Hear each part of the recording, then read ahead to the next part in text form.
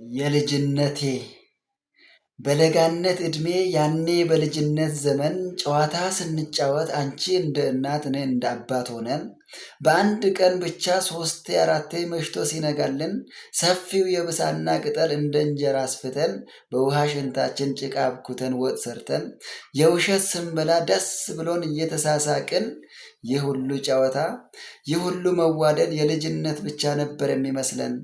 ለካስ አልነበረም ይህ ሁሉ ጨዋታ የልጅነት ብቻ።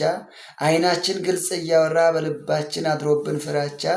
ወደድኩሽ ወደድኩህ ለማለት ቃላቱን ጠፍቶብን የአፋችን መፍቻ።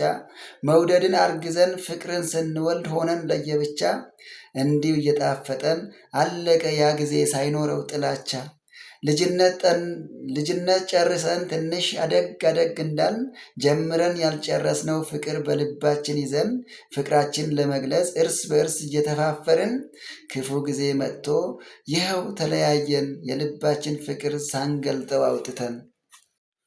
አዎ ያ ክፉ ጊዜ ደርሶ ተራራቅን ፍቅራችን ሳንጨርስ መላእክተኛ አጥተን የልባችን የሚያደርስ አልነግርሽ የልቤን መጥቼ ያለሽበት ድረስ። ስልክ የለኝ አልደውልልሽ ወይ ደብዳቤ አልጽፍ ነገር የተሻለ ኑሮ ለማኖር አንቺን ከእኔ ጋር ከቀዬ ወጣሁኝ ፊደል እንኳን ሳልቆጥር ምን አባቴ ልሁን አልደውልልሽ ወይ አልጽፍልሽ ነገር።